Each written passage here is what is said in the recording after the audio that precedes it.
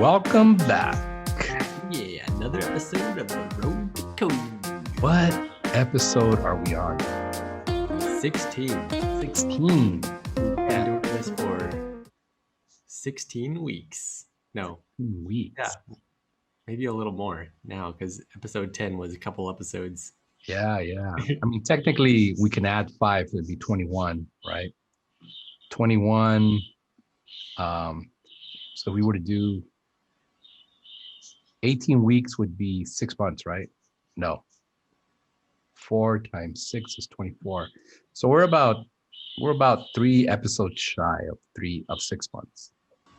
If you have been listening to the previous 3 episodes, we've been announcing that today, which means that we have to do a little bit of editing magic, because on the 27th, when we publish this, we have to actually record the winner of the free merch. Oh, yeah. So we're with the editing magic, we would have probably announced it in the beginning of this, or we might announce it at the end. I say we announce it at the end. So stick around. And at the end of this episode, we've done some editing magic and we have picked a winner for the merch for June. And the rule was that we limited to the US because we weren't, unless you live somewhere where we can ship for cheap and it wasn't going to cost us an arm and a leg, but we would prefer it in the US. You had to subscribe and like one of our podcasts, and then we would put you in a drawing to win some free merch. And you want to share your screen and show what that free merch would look like? Yeah. This is it. Yep. Women's classic tee, a tote bag, or a coffee mug. Yeah. And so we would pick your name from a random program number generator where we assign you a number, and if the computer program picks your number, then you would win merchandise. We'll contact you and we'll ask you what you want and we'll send it right out. So yeah, this should be good. Cool. And we're going to do that every month moving forward. Right? Let's do it. Yeah. So free merch for the month of July, it'll be the same thing. You subscribe, you like one of our videos, your name gets put into a drawing. At the end of the month, we will use that same program. People from June don't qualify. So if you want to requalify, how do they requalify? What is the criteria? Like one of our videos again? Yeah, you have to like, because they're already subscribed, right? Mm-hmm. So you have to like one of our videos. And can you tell who likes your videos? Yeah. Okay, cool. So you have to like one of our videos if you want your name to be re-entered into the next month's drawing. So it becomes easier for you to qualify for free merchandise when you already have subscribed. All you got to do is just go and like one of our videos, and that automatically brings your name back into the list for the following month. So you don't lose the opportunity to continue to win merchandise. You can actually continue to win more merchandise, or have the opportunity to win more merchandise. And once we become rich and famous, we'll start giving away more merchandise. But for now, we're down to 1 a month. Because we're poor working bastards. So yeah, so this episode is the one that we're going to pick. So stick around to the end. We'll announce the winner, and that's who will get the merchandise. And again, just click like, watch one of our videos and like it, and that'll put you into the next month's. Oh, yeah. We have to come up with some more stuff. We need to be like Ronald Wayne and have mugs in different sizes and Are you clouding on Ronald Wayne? no, I'm trying to be inspired by his awesome Apple logo. That is a pretty cool logo, man. I gotta pick one up. I gotta pick one up of those. So that'd be kind of cool. All right. Awesome. So I also I'll take this opportunity to do a quick plugin for the videos that I just created. Let me share my screen. Let me bring my browser down here. Let me bring my browser.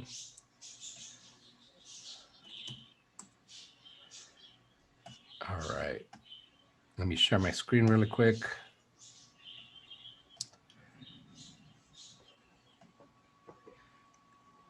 So this is a shameful plug for some videos that I created. I did a tutorial which allows you to go step by step and create a real world RESTful API, just like the one that we've done in our previous episodes, where we're doing significant birth dates in C#. I go through the same thing, through the same process, except that you get a whole full functioning web API that recreates a website or the backend to a website called medium.com. And so what Thinkster did was they took this idea and they recreated the website. So it's a clone. And if you go down to, if you go to thinkster.io and you go down to the section that says .NET, you'll click on the .NET and you'll search for my name, Victor Campos. And you'll click on that particular link and it'll take you to the tutorial. And this tutorial is filled with a lot of chapters. And I take you step by step. And everything that you see all the way up to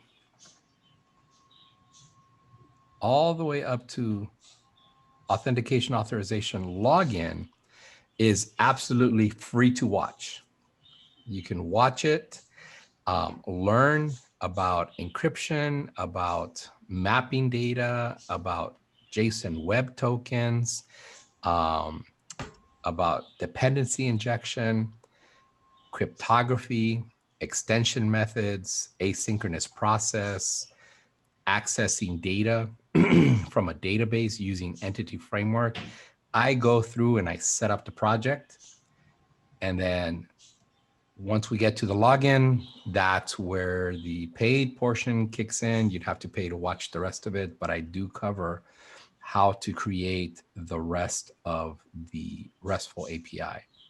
This is part of a series of videos where if you go over to building a full stack apps with Angular, Django, Vue, Node. I mean, it's a la carte. You pick your front end, you pick your back end, and you're able to build your full application. So after building the API, you can come over to this one and pick your front end technologies. You can pick React, AngularJS, or Angular 2 and above. And you can plug that front end right to the C# RESTful API that you build in my tutorial. And you'll have a clone of, oops, not that one. It's called medium.com. Now, medium.com is a little bit more fancy. They've done a lot more work. So you don't get exactly the same look and feel, but the concept is there. So that's my shameful plugin for my videos. Once again, You go to thinkster.io, not .com, not .net, but .io. You'll scroll down to the .net and you'll look for my name. And you can start watching for free. Nice. All right. My shameful plugin. All right. So let's talk about what we've done so far, Jonathan. We built a database. There's a single table in there. We did 5 store procedures. Mhm. Get by ID, get all, update, delete, and insert. So there's a total of 5, right? And we also built a RESTful API written in C#. First, we did a console application. Then we went to go build the RESTful API. We broke the console application and we fixed it in our last episode. And I think we're ready to start building the website that sits on top of this RESTful API that will communicate with it and grab the data so that we can display it. So our goal for today is to use React. And React, what is React? What you've been studying about React, Jonathan? Tell us what is React. It is a like a front end application that you can use to build websites. Okay. It's actually some people call it a framework, but it's not a framework. It's a library. And the difference between a framework and a library is that a framework is very opinionated, which by the terms opinionated, it tells you how you should do certain things. Because it's a library, it doesn't give you any guidance. It doesn't tell you, it's like, here is exactly what you need to do to build an application. Mm-hmm. And so I think the documentation and the community has kind of driven how you should do the application in React. And so there's been a lot of influence, but it's not opinionated. It doesn't tell you how to do it. The community has built that into, the documentation and the guidance and the tutorials that are out there to teach you. Those are the ones that tell you how to kind of do it, right? Based on people's experience. Who was it created by?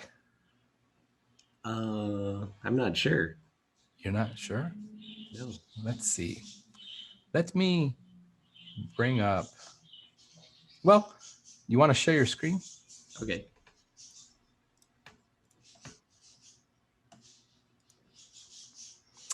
And we're at Google. So let's go look for React.js or React documentation. This is probably the #1 place where you want to be at. So we'll click on that first. Does it say who made this?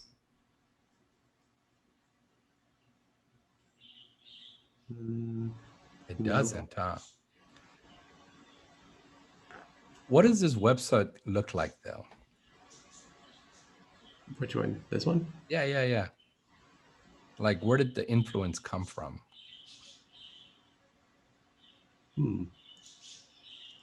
Let's open up a new tab. All right. And go to Facebook.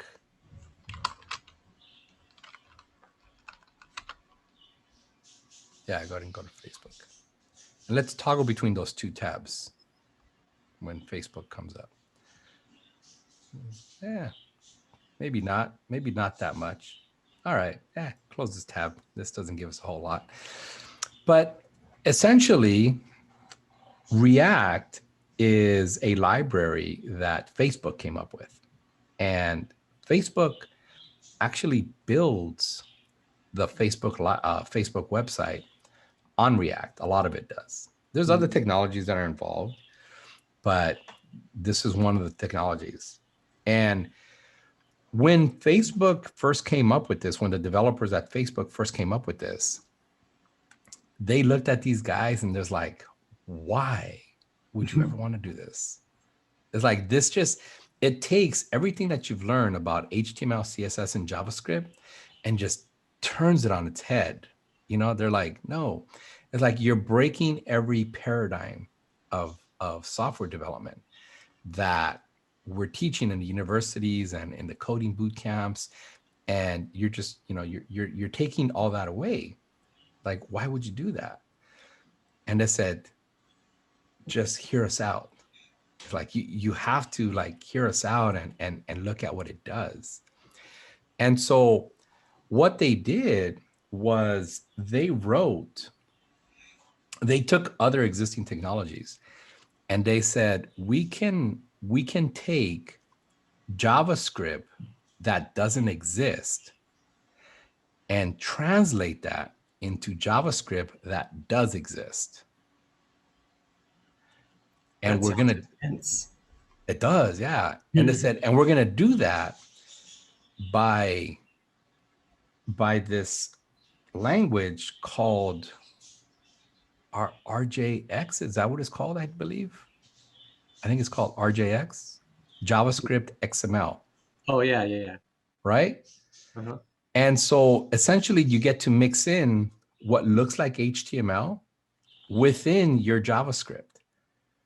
Because if you learn JavaScript, and you have to learn JavaScript in order to do React, because React at the end of the day is JavaScript mixed in with HTML, and they call it JavaScript XML. And so that's essentially what they do. And what it's doing, it's just redrawing the part of the screen that you're updating. So it doesn't update everything, you know. So yeah, that's kind of the premises over this. Let's go and open up Visual Studio Code, because Visual Studio Code is going to be the easiest way to be able to start our application.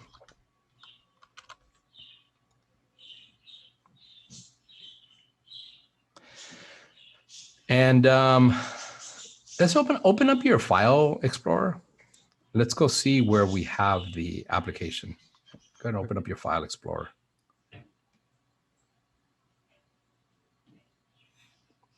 And let's go over to your C drive. And I believe it's under repos. Is it repos? I think so. And we have significant, right? So let's go into significant. Oh, we have the solution here. Okay, I think we can do this. Let's create a folder.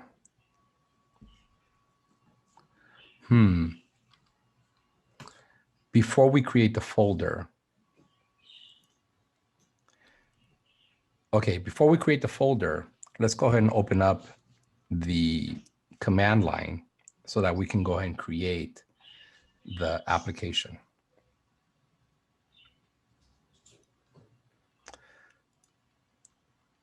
And let's go ahead and make this window bigger.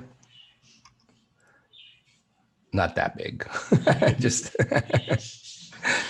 you're hogging up the whole screen, Jonathan. There we go. Okay, cool. And then with your control, you press down the control and then wheel up, and it'll make the font bigger so we can see it. There we go. Yeah, there you go. Nice. And let's go and change directories and go into that repo significant.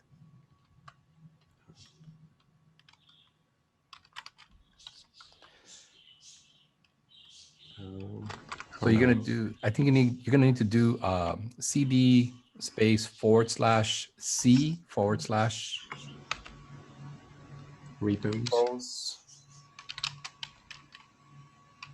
There's no A in repos. Whoa. And then /zig. I think if you just press tab, it'll auto. There you go. And then press enter.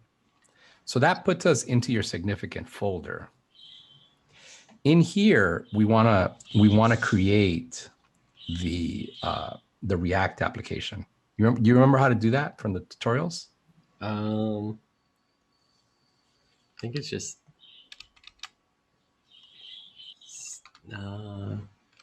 Well, let's go look at the documentation, because the documentation guides us.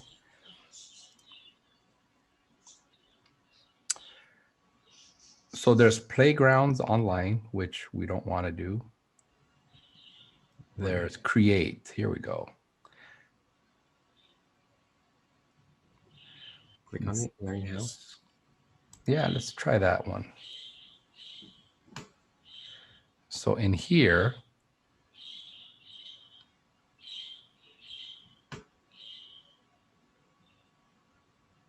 create React app. There we go. Okay.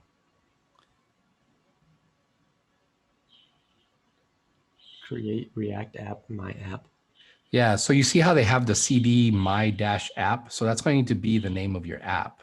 So what we're going to do is go ahead and copy that first line. Let's just cheat and copy and paste. Plug that into the command line. Whoops.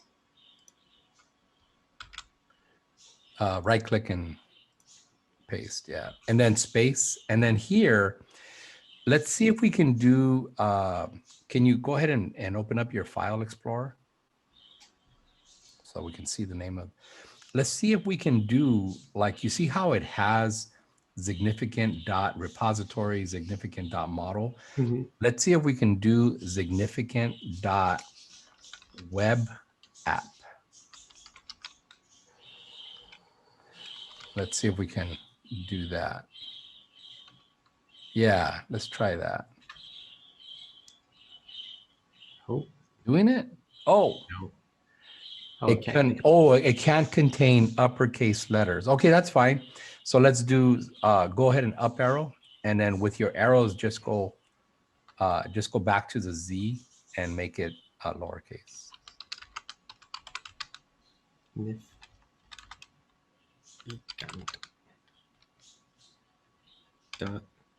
What was it?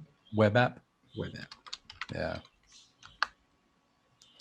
Let's see if it, oh, is it working? Oh, it did the folder. This might take a couple of minutes. So what this is doing, it's actually going out to GitHub and downloading a bunch of source code that is going to run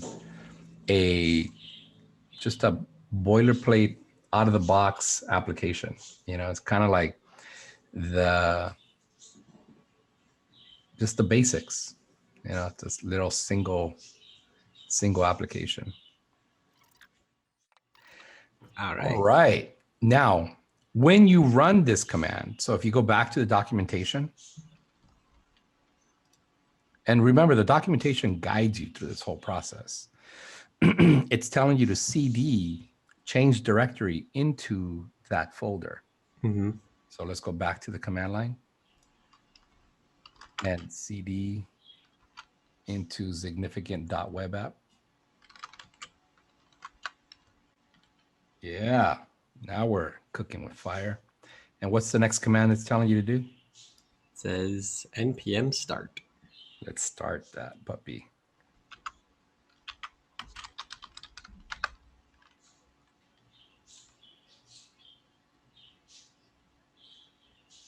There it is. Look at that. Localhost 3000. That port hasn't changed in ages. So this is what you get out of the box. So yeah, I think we're off to a good start here. All right. Cool. Let's go ahead and open up that that folder.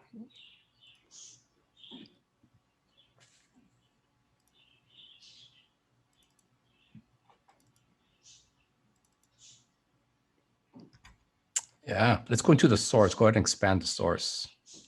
Well, actually, go ahead and collapse source. Let's talk about what we got here. So we have 4 files and 3 folders. The first one at the bottom, the README folder, go ahead and click on that README folder, is basically the documentation that we just read. And so there's a way to do the npm start. You can do tests. You can run a build. if you're going to deploy this to a website. So basically, this is where you would come back and it's like, okay, I'm done with my application. What's next? You know, so you can use this documentation to help you out with that. Let's go into package.json. Package.json contains all the dependencies that Create React app needs in order to build your application. Because remember, it's going through and you're creating JSX, which is JavaScript XML, and the browser does not understand JSX. What's happening is that it takes that JSX and it creates JavaScript, which is what the browser understands, right? Yeah. And so these are the dependencies. This is all it is, just a list of dependencies. And we'll come back to this as we start adding stuff, and we'll see how it works. So let's go over to package-lock.json. And I believe that this is just something that Create React app uses in order for it to know what it's installed and what it has. And it's just like a lock file. So there's not a whole lot going on here. And then you have .gitignore. .gitignore, all it's just saying is it's like, hey, any of these, ignore them. Don't check them into source control. So it ignores the node modules, the .pnp and the pnp.js coverage and build. It just ignores all that and it doesn't check it in. It only checks in the rest of the stuff. All right. So you see the node modules? Yeah. Go and expand the node modules on the folders. Way up at top, you see node modules, yeah. These are all the libraries. Go ahead and just scroll. It's an infinite scroll. Just keep going as I talk. So these are all the libraries that are needed just to be able to display that little simple screen. It's a lot of libraries, huh? Yeah. All right, let's go to the top and collapse that puppy. Public, go ahead and expand public. This is what gets published. So if you look at index.html, go ahead and click on that one. Index.html is like the template that people will access, and then JavaScript takes over from there. So if you collapse the head, you'll see what I'm talking about. Yeah, scoot over to the left and you'll see a little plus sign. That little caret, yeah. And this is the body, right? The body is where the contents get stored. And in React, everything gets stored on line 31. So as the JavaScript is running, it just starts putting elements in there dynamically. All right. And so we have go ahead and click on the PNG, one of the PNG files. This is literally the image that gets displayed, right? The next one is a bigger image. Manifest. Their favicon. Click on the favicon. Favicon. Yep, that's a little icon that shows up on top. Yeah. And then go to the manifest.json. What is that? I guess it uses this for something or other. I'm sure it uses it within JavaScript. And then robots.txt. Robot.txt is essentially what tells search engines like Google and Yahoo and all these search engines to ignore. So it's just saying, hey, don't search anything in here. There's nothing for you to search. Go ahead and collapse public and expand source. This is where all the work goes into. So we're going to open up index.js. And this is essentially where everything gets put. Now you'll notice that there is app on line 9.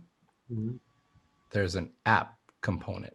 That app component is the app.js file. So if you open up that app.js file, whatever is in that app.js is what is being displayed in that place.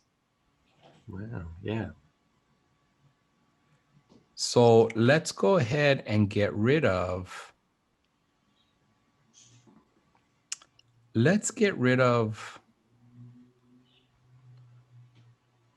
think we can get rid of line 7 through 20.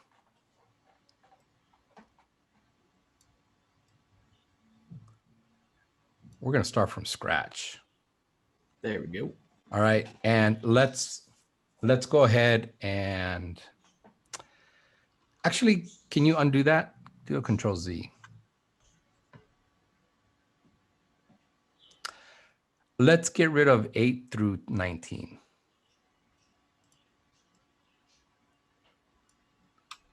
And in here, just type in significant.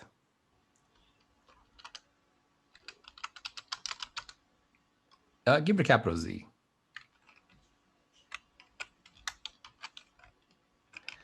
And go ahead and save this. And let's go ahead and open up the Chrome browser. And look at this. It is. It gets updated automatically. This is like a hot reload. You know, you make your change, you save it, and boom, recompiles, and it goes. All right. So let's go back into Visual Studio Code. And after line 9, let's start a new one. In here, what we're going to do is we're going to display our data. So let's go ahead and do, let's do an HTML table. Do you remember how to do that? No. You've been working with too much technology. So it's open. Go ahead and open up your ankle bracket and type in table. The ankle bracket, the greater than, less than, yeah. And then inside put table. And then you would close your bracket by doing open, and then you do a /. No. Go ahead and leave that. Leave that one the way it is. There you go. That's it right there. Because remember, for every HTML tag that you open, you have to close it, but it has to have that /. So let's go ahead and return, and let's start a new line. And in here, we're going to do the header. So go ahead and do the header. And now we're going to do a table row, the TR tag. So go ahead and open up a TR tag. All right. And then in here would be a TD tag, the table data. TD, D as in dog.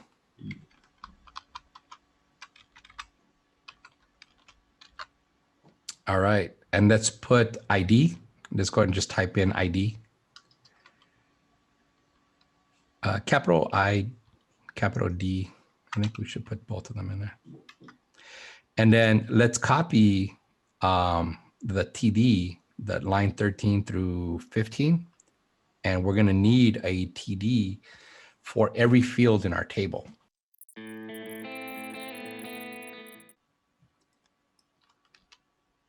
All right, let's save this and see how that looks. See if it comes up.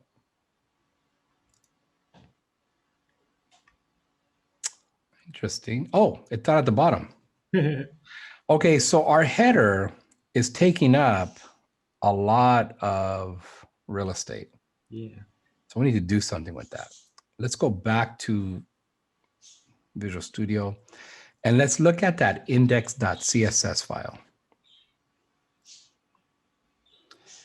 And so we need to look at margin 0. That's the body. Oh, app.css, sorry.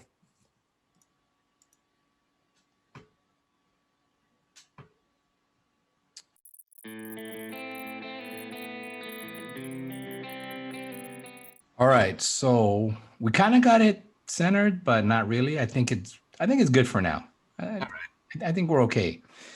There's a little bit more work that needs to be done, but eventually what I want to do is I want to use Bootstrap in order to style all this. And so we'll use some different components.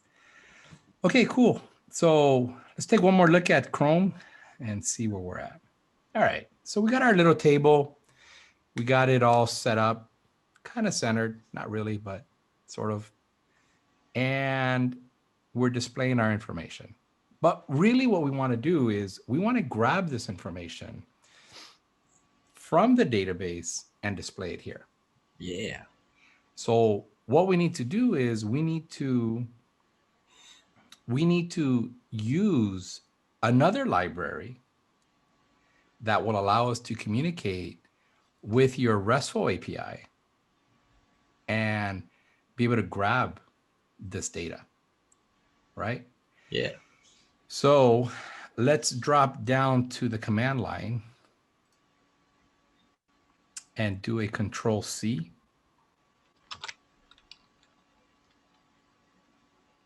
All right, so this pretty much kills the web server, so there's nothing that's going to be available at the moment.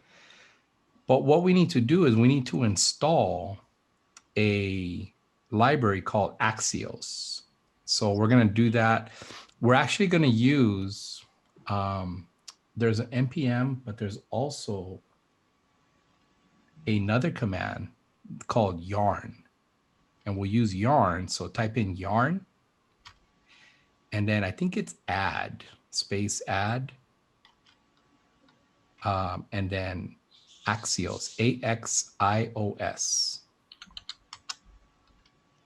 Press enter, let's see what happens. Nope.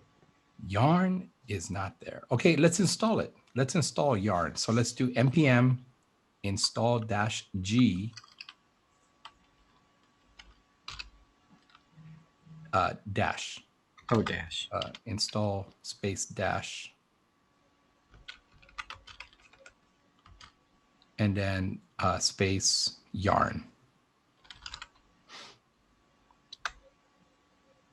So this will install yarn globally, so it's available everywhere. And now let's up arrow twice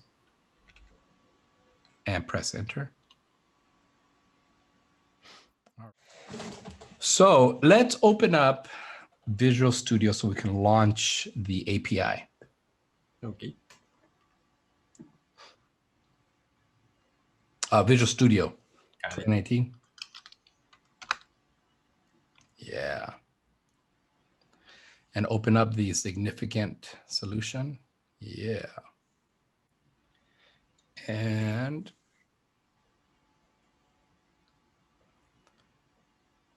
let's go over to the Solution Explorer. Down at the bottom, the Solution Explorer. Yep, right there. And let's collapse everything. And do a clean on the solution. So right click and clean. On the solution, not the project. Yeah, right there. Oh, you have to wait till the other one finishes. There we go. Okay, clean solution. Clean. And then when that's done, we'll do a rebuild. Make sure everything's still working. A successful compilation is always a good thing. It's ready. All right, let's run it.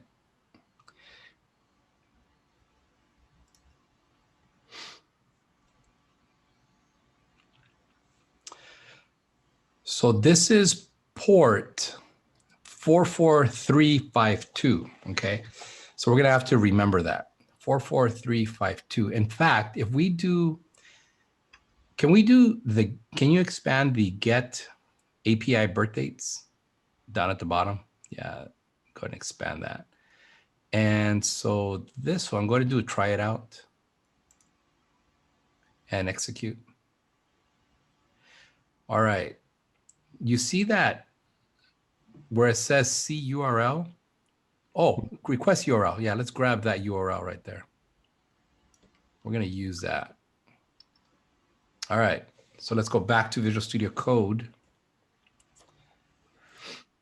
Visual Studio Code, yeah, there we go. And let's go over to the app.js.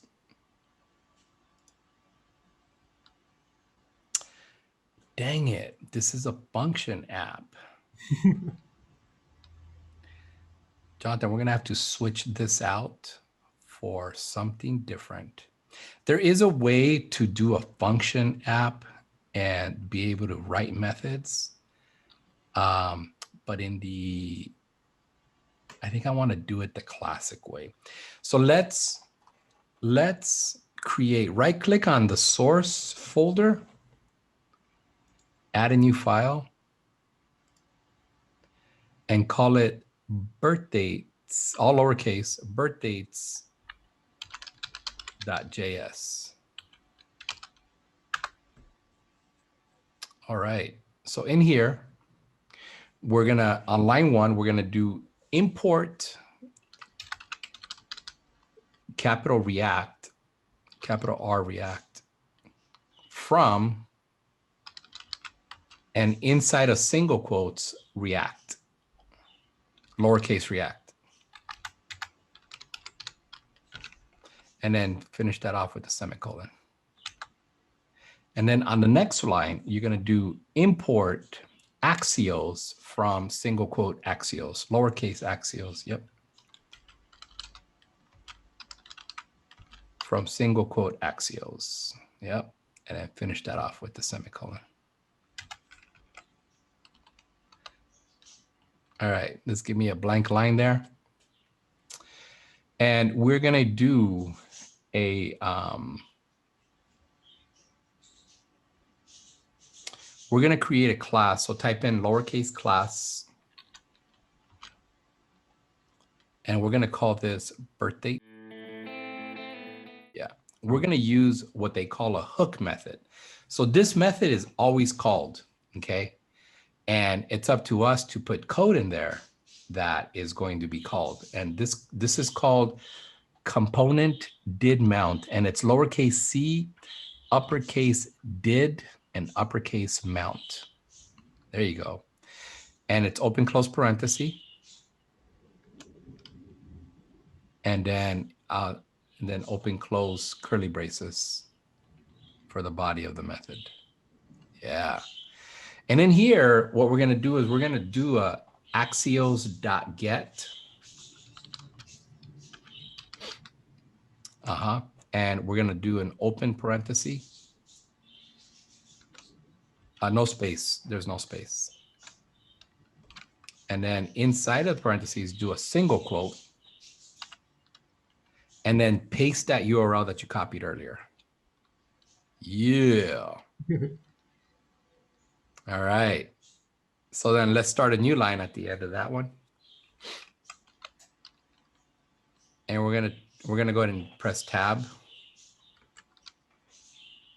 And then we're gonna do dot then, THEN, there you go, then.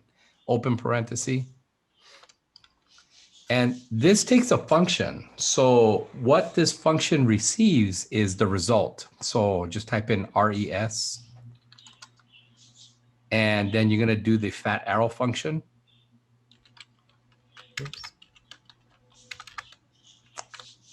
Yep, open close parentheses. I'm sorry, the curly braces, open close curly braces. And press enter. And in here, we're going to say that a constant, so C-O-N-S-T, yep, constant, constant DOB list. Oh, no, birth dates, sorry, birth dates. Equals the result res dot data. And then close, you're gonna close it off with a semicolon. No, the line 13, close it off in a semicolon. Yeah. And then we're gonna have to update the state. So right now on line 7, our state, so if you consider it's the state of this component, it has an empty birth date array. And what we want to do is we want to grab that data that we're getting back from the response, and we want to put it into that constant birthdays, but then we want that to update the state of the component. So in order to do that, we do this dot set state. There you go, that one right there, the one on top. And then open parenthesis, open curly braces, and birth dates. Yep, that's it. This is going to update our state. All right. So let's go back to that app.js. And let's grab our everything from line 10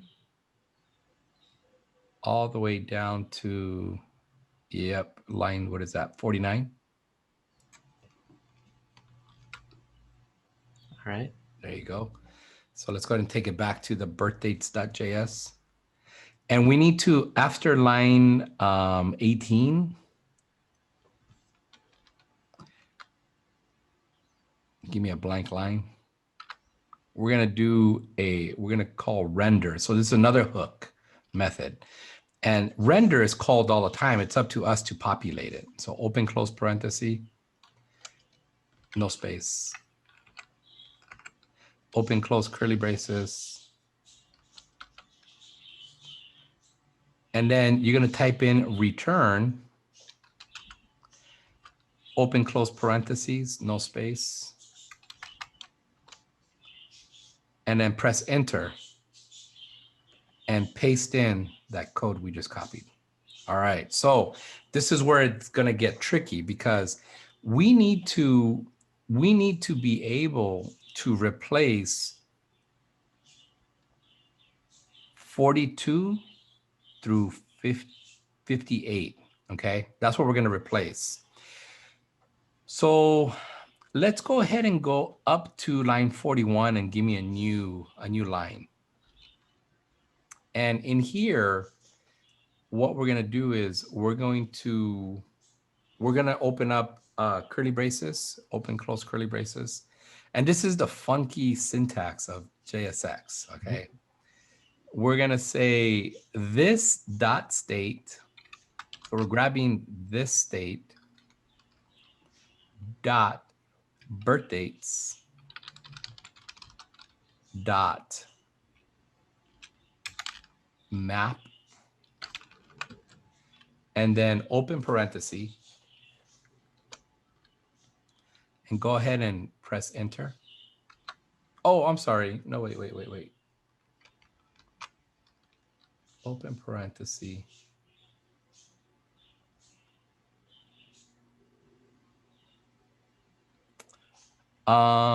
Let's just say DOB.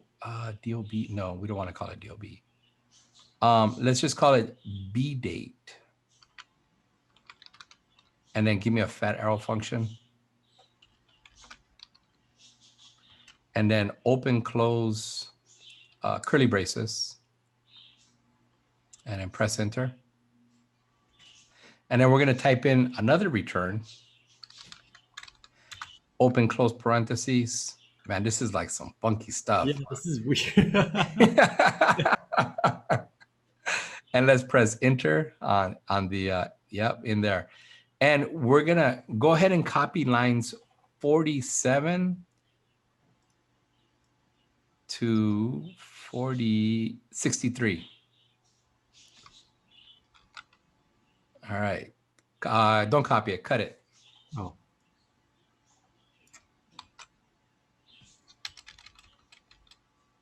And then paste it in 44, yeah. Yeah. Okay, so we need to replace line 46. Replace that with bdate.id. I think it's capital I. Oh, no, you know what? It is lowercase I, sorry. Lowercase I, ID, yep. And then line 49, we're going to replace it with bdate.fullname. I believe that name is capitalized. Okay. And then on 52, it'll be bdate.dob, all lowercase.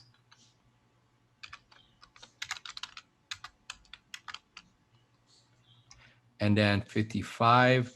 On this one here, for now, we'll go ahead and do bdate.dod for now. And then bdate.notoriety, lowercase. So capitalization matters. And when it does the transition from C# to JSON, it does lowercase everything. Okay.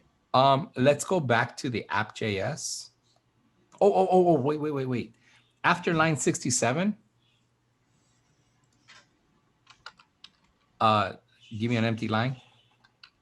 We need to type in export default birth date list. And then semicolon. All right. So I'm going to save this, and then let's go back to app.js and replace this whole Z table. So get rid of line 10 through 49. Go ahead and delete that, and then put open bracket, open curly, I'm sorry, ankle bracket, the ankle bracket, open ankle bracket, birth date list. And it's going to be the capital B, capital, yep, that one right there. And then instead of doing the open close, you're just gonna put, after birth date list, just put a space /. Yep, that's all it needs. Let's save all this and let's go see what comes up in Chrome. Well, we turned it off, right? Oh yeah, that's right. We got to run it. Go back to the terminal and then up arrow a couple times to get to the npm. I think you could do yarn start. Do type in yarn start instead of npm start. Whoops. That's fine. That's cool. Yarn and npm are interchangeable. All right, let's see what comes up. Cross your fingers. If this works, Jonathan, this episode is not done. What is the problem? What is it saying? React.component. Line 7, birth dates equals curly brace. Oh, because this is a JSON object. So we need to do the colon instead of equals. Where was So that? go to the birth date list. Colon? Yeah, it's a colon instead of an equal sign. Oh. You gotta take the space between birth date and colon. Take out the space. And there's a space after the colon. Let's save this and let's go back to Chrome. And if it works, Jonathan, oh, you got to refresh it. Oh, you know what?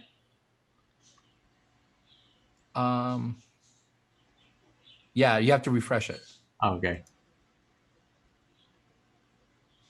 Uh-oh. We got something, but we didn't get exactly what we needed. So let's go back to our code. And we need to figure out what's coming back. So after line 12, this is where the debugging gets good right here. After line 12, we have to debug and see what's going on. Okay. So no, you gotta, you can't put the breakpoints here. You gotta type in something. So after line 12, give me a fresh line and then type in debugger. Yeah, close it off with the semicolon. Let's go ahead and save this and then go back to Chrome. But we need the debugging tools in Chrome. So right click and go to inspect and then refresh. We should hit that breakpoint.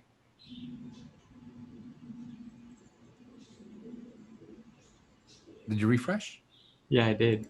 Oh, right click on that refresh and do a clear data and hard reload, empty cache and hard reload. Oh, interesting. Did we save it? Go back to Visual Studio Code. Make sure that we saved it.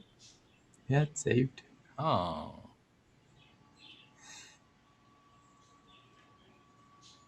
Okay. After line 10, give me a fresh line and put a debugger statement in there. Let's see what's going on there.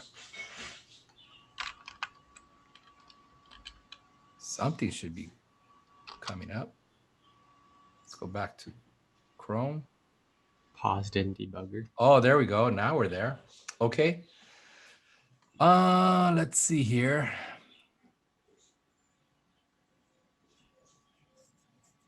Control P. Try to hit play on that. Go ahead and hit play. And refresh it again. Okay. Oh, there we go. Now we're there. Okay. So, interesting. Get then.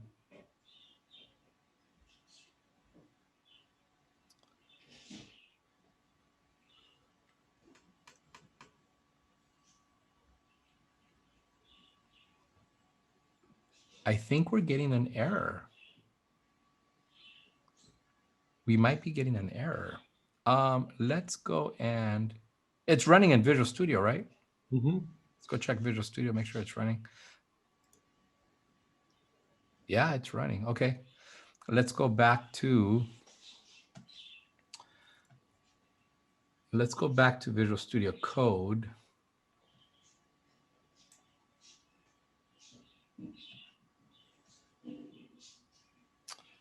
We're going to have to handle the exception.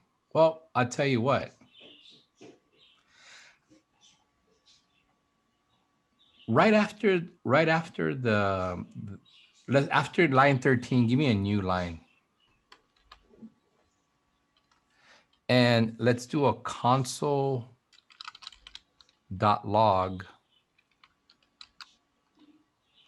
and open parentheses and just type in res and then end it off with a semicolon. And let's see if we're getting anything back from that object. Go ahead and save this and then go back to Visual Studio. Go ahead and play this and refresh it and play it. Let's go over to the console tab. Oh, look at this. HTML from origin 300 has been blocked by the core's policy. Oh.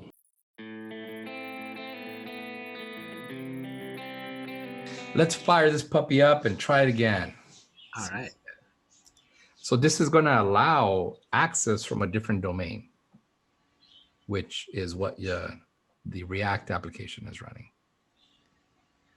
Okay, Jonathan, so then let's go ahead and expand the significant API project. Okay. And let's go into startup. And so what we need to do is we actually need to add some service configuration in the configure services method to be able to use cores. And so basically what's happening is that when you're running the significant web app, you're running it in Node, and Node brought up a web server. And so what's happening is that the Node web server wants to access your web API, which is also running on a web server. So it's two different web servers that are trying to communicate with each other. And so in the web, there was some new rules that were introduced for security purposes, of course, where they don't allow one domain. So we got localhost 3000 running your web app, and then we have localhost like 51530 or whatever that port number is for your web API. And so they're considered two different domains. And so the web API domain is preventing the web app domain from accessing the web API because of security reasons. They put that in for security reasons. So what we need to do is we need to configure the web API to allow the node server or the web app domain access into that web API. And so it's called cross-origin resource sharing, which stands for CORS. And so when you see anything with CORS restriction or CORS exception or something with CORS, which is CORS, it's basically the cross-origin resource service or resource. I forget exactly what the S stands for, but essentially you're trying to go across domains. Just imagine Facebook trying to access Amazon's API. API has to give permission to Facebook in order to bypass the security. It's essentially what's happening, all right? So the way that we do that is we need to add some code. And the code is going to go in the configure services. Now, it matters where it actually goes. So let's go back and start with line 35. So line 35 is services.addCores. That method, addCores, accepts a function. And so what we're doing is we're saying, okay, the function takes one parameter, which is called options. And we're using the fat arrow function. So then inside the curly braces on line 36 is the body of the function, right? And so we're going to call options.policy. And that one takes two arguments. One is the name of the argument, which we're calling it allow all cores. And then the second argument is yet another function. And that function accepts a parameter called builder. And then with the fat arrow function, we put the body. And we call builder.allow any headers, allow any methods, and we say, go ahead and build this policy. Now, normally what's happening is that the reason you can do these dots is because the method allow any header, it returns the builder. So it would be like saying B1 equals builder.allow any header. And then you would do B1.allow any method. And then that one would return B2. And then we would say B2.build, and that would be like the end of it, right? So that's essentially what they call daisy chaining the calls, because it's the same exact method or the same exact object that's being returned. So we can just continuously call those methods, and we're just daisy chaining the calls. Normally when you do that, what we do is we put those new methods on new lines. So right between builder and the period,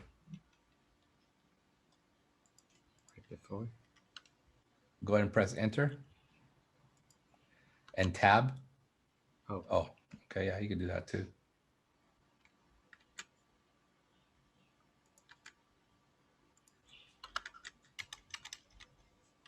Yep, just like that. And so that would indicate like, hey, we're daisy chaining calls, but it's a style guide. I mean, there's nothing that's written in stone. Let's go ahead and compile this. Let's run it, and then we'll run the application again. All right. So go ahead and run this puppy. Oh, wait. There's one more thing. We forgot something. Well, it comes up, so that's a good thing. So we know we didn't break anything. Line 44. After line 44,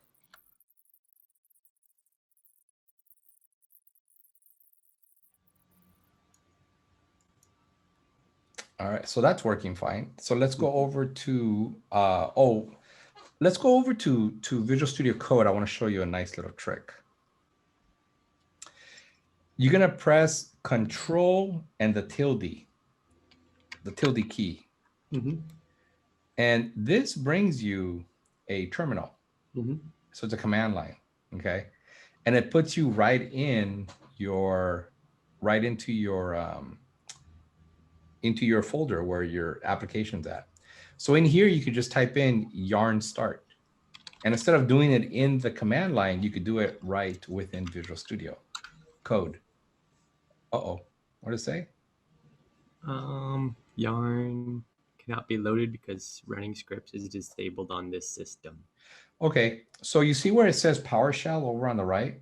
Let's use that drop down. And let's go ahead and how would you configure this? I wonder, how about the plus sign? Can you do the drop down on the plus sign? Let's do a git bash. Yeah. In here, let's do yarn start. PowerShell needs some elevated. Oops. Needs elevated privileges.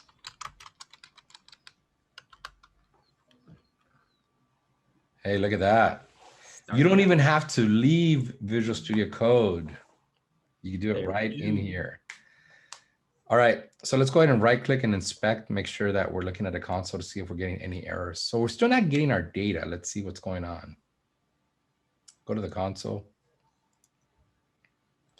And we're still, let's see.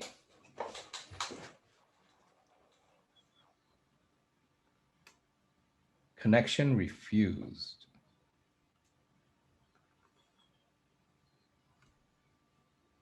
All right.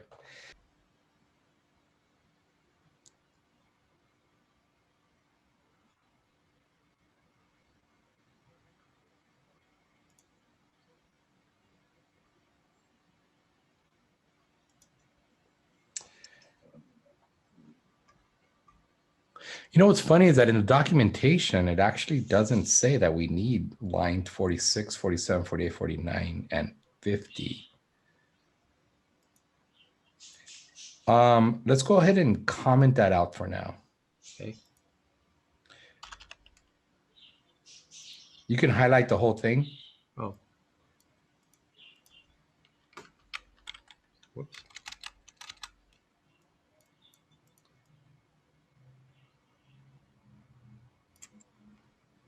And also, yeah, that's good. Control KC. Hey. Fancy. Now you know Alt arrows moves it ups and down. Control KC will comment it. But what if you want to uncomment? Control KU. Oh. Gotta highlight it. Cool. Okay. Okay, so let's go ahead and leave that. Let's go ahead and move down to the configure method. And you see where it says use cores? Mm-hmm. Put in that allow all cores inside of double quotes. Let's see if that is working.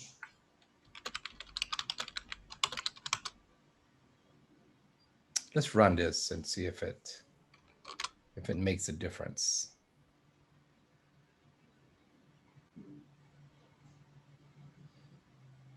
Oh, There were build errors. hit no. Let's look at the error. Internal. Okay, let's go ahead and get rid of that. Internal. Okay. So Just yeah. the Control. No. Yeah. Anywhere on that line. Control X. We'll get rid of it. line. And you can get rid of that one too for now. All right. Let's go ahead and run it again.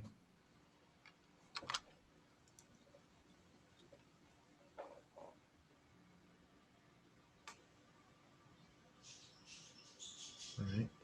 Came up over here. All right, let's bring it over here to the screen. Okay, so we got it working. So let's go back to Visual Studio Code. And let's go ahead and run it again. Yarn start, do up arrow.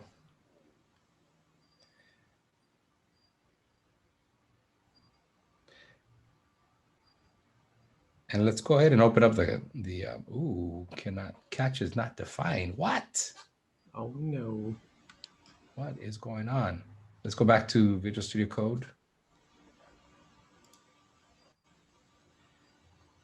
Let me see here. Are we doing this in the right place? Oh, we're not doing it in the right place.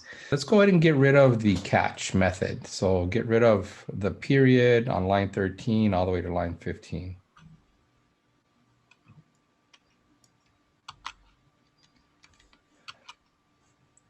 Let's go ahead and save this, and then let's see if this works.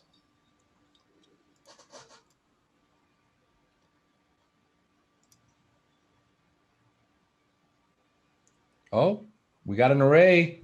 Expand that array. Oh, there's the data. We got data. We got data. Dang it. Okay. All right. Let's go back to Visual Studio Code. And in here, instead of console, let's update our state.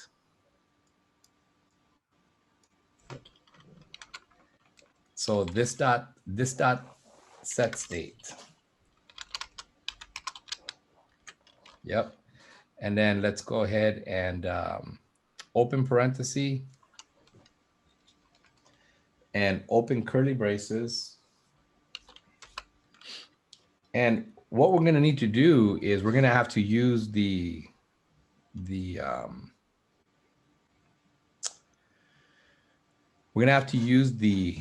spread operator. So we're going to do birth dates and then colon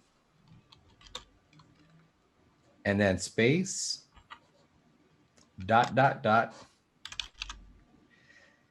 response, which is res dot data.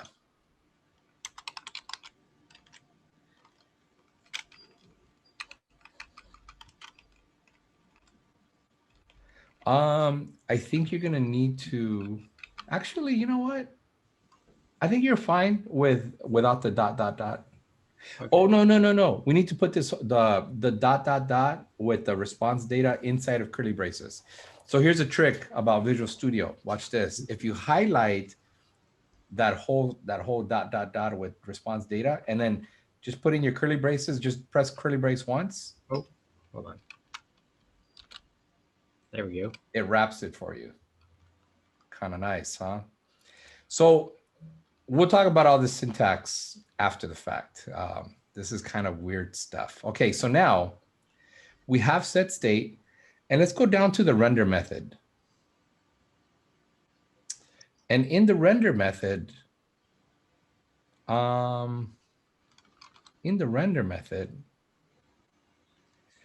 before on line 18, after line 18, give me a new line.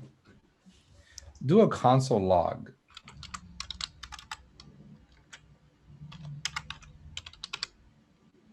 And let's put in inside of parentheses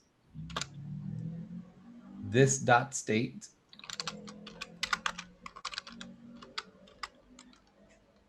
dot birth dates.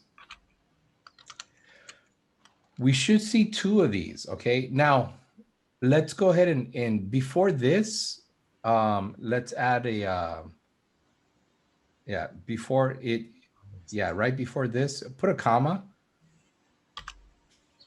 And then let's go before the comma. And then inside of double or single quotes, you can just put render method or render function.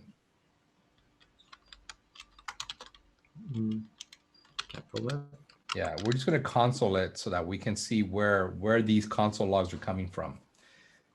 All right, so let's go ahead and save this. And let's go back to the browser.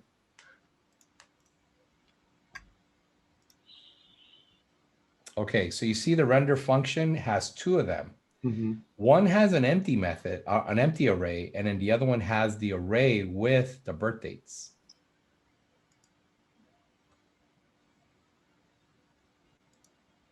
Okay. Okay. So now we can start doing our table and all that stuff. So let's go back to the Visual Studio Code. Oops. Man, that was a pain. Dang it. All right. So after data goes here, let's go ahead and press enter. I'm sorry, outside the p tag.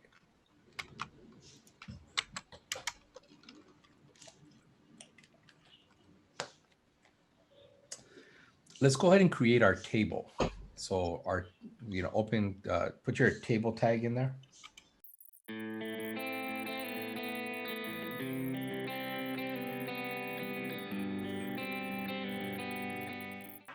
Hey.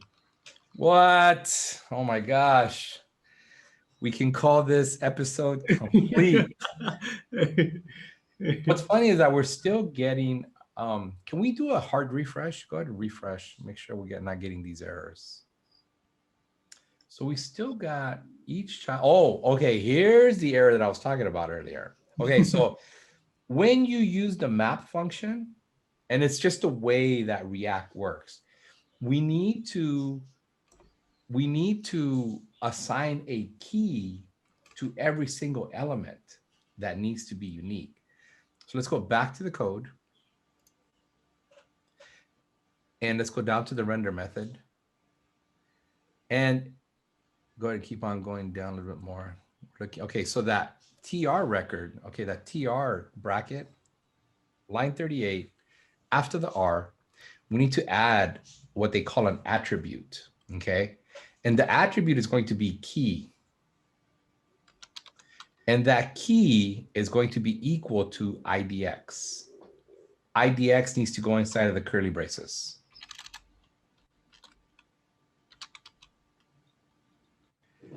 All right. And so what happens is that here's the reason why, okay? And this is why React is so like lightning fast, okay? And I'm gonna demo this in the next episode when we're looking at what it actually refreshes. Okay, so if we look at the DOM, okay, the DOM is what the browser controls. So when you're looking at your HTML tags, right, the body, the header, a paragraph, the P tag, the H tag, or H1, H2, H3, H3, a div tag, all those are contained within what they call a DOM, document object model, okay? And so the tree that is being held in the browser is very slow. React has a duplicate of that tree, but it keeps it in memory. And so what happens is that as these methods that we're writing, as they execute, it only updates what's in memory.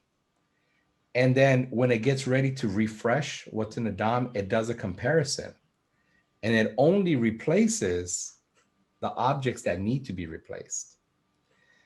And so what happens is that your updates become a lot quicker because the small updates are a lot faster than redrawing that whole DOM, which then has to redraw on your browser. So if you're only updating like little things, they happen quick. And because you're updating the whole memory, because it's happening in memory, it's super fast, And so when it updates the whole thing in memory, and then it does a comparison and it says that I only need to update that, and those updates are like really fast. They happen really quick. And so that's why we need a key, because when you're doing a comparison, it uses those keys to compare what it needs to update. Got it. Yeah. You know what I mean? Mm-hmm. So let's go ahead and save this, and let's go back to the browser and refresh it. And we technically don't need to refresh it, but I want to see those errors go away. That's why we need to refresh it. So we're error-free. We got no errors, and we're displaying data. Now, did we have a And this looks horrible right now, but we'll fix it.